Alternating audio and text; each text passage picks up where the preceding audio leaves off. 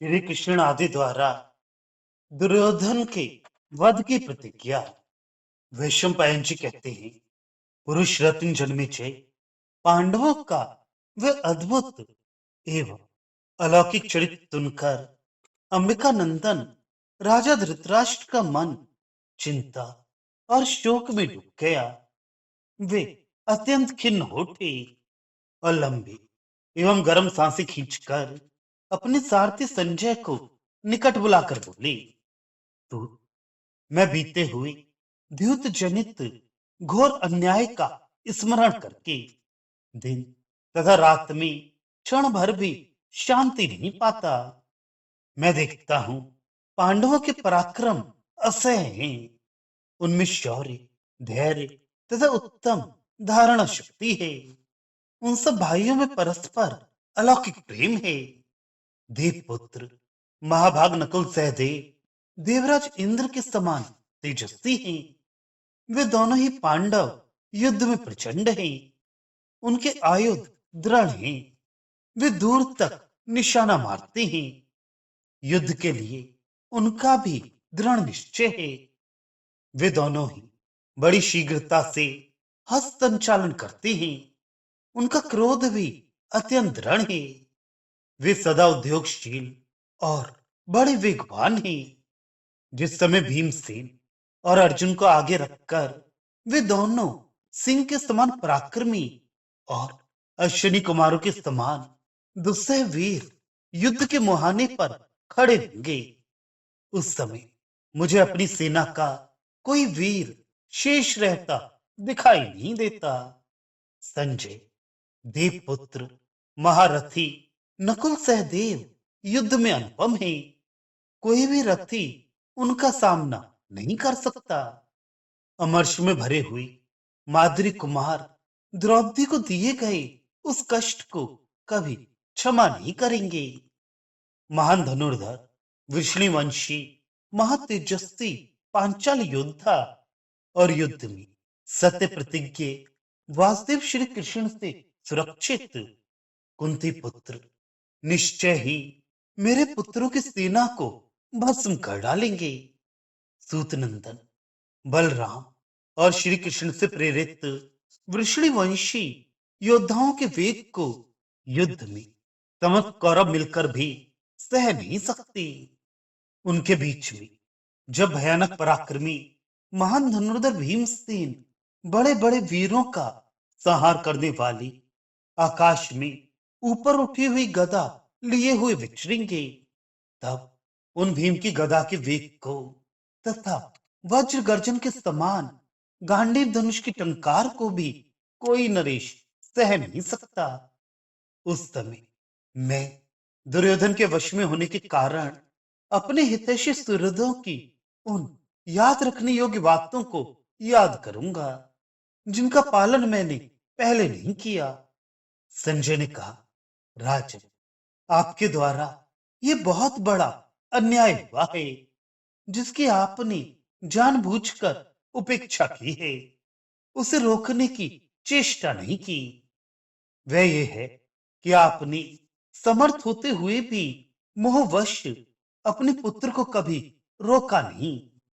भगवान मधुसूदन ने जो ही सुना कि पांडव द्यूत में पराजित हो गए, त्यों ही वे काम्यक वन में पहुंचकर कुंती पुत्रों से मिले और उन्हें आश्वासन दिया।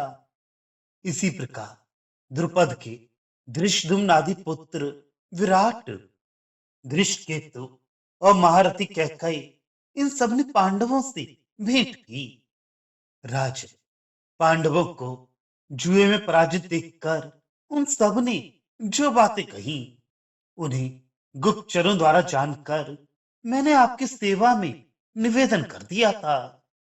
पांडवों ने मिलकर मधुसूदन श्री कृष्ण को युद्ध में अर्जुन का सारथी होने के लिए वरण किया और श्री हरि ने तथास्तु कहकर उनका अनुरोध स्वीकार कर लिया।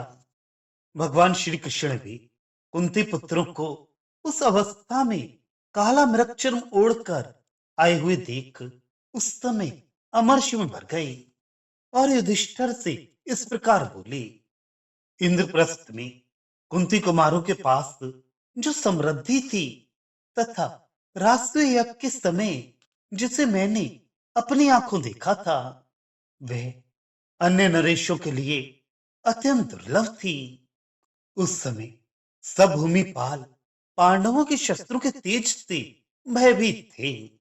अंग, वंग, पुंड्र, ऊड्र, चोल, द्राविण, आंध्र, सागर तटवर्ती द्वीप तथा समुद्र के समीप निवास करने वाले जो राजा थे, वे सभी राष्ट्रीय यज्ञ में उपस्थित थे।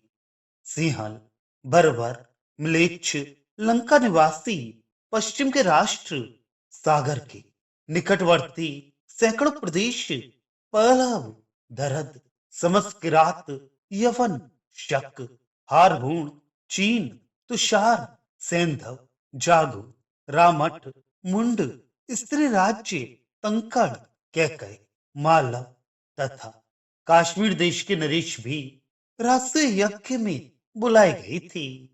और मैंने उन सबको आपके यज्ञ में रसोई परोसते देखा था। सब और फैले हुए आपकी उस चंचल समृद्धि को जिन लोगों ने छल से छीन लिया है, उनके प्राण देकर भी मैं उसे पुनः वापस लाऊंगा। कुरुनंदन, भरत कुल तिलक, बलराम, भीमसेन, अर्जुन, नकुल सहदेव, अक्रूर, गद, सांब, प्रधुम, आहुक, वीर धृष्टुम और शिशुपाल पुत्र धृष्टकेतु के साथ आक्रमण करके युद्ध में दुर्योधन, कर्ण, दुशासन एवं शकुनी को और जो कोई योद्धा सामना करने आएगा, उसे भी शीघ्र ही मारकर मैं आपकी संपत्ति लौटा लूंगा। तदनंतर आप भाइयों सहित हस्तिनापुर में निवास करते हुए धृतराष्ट्र की राज्य लक्ष्मी को पाकर इस सारी पृथ्वी का शासन कीजिए।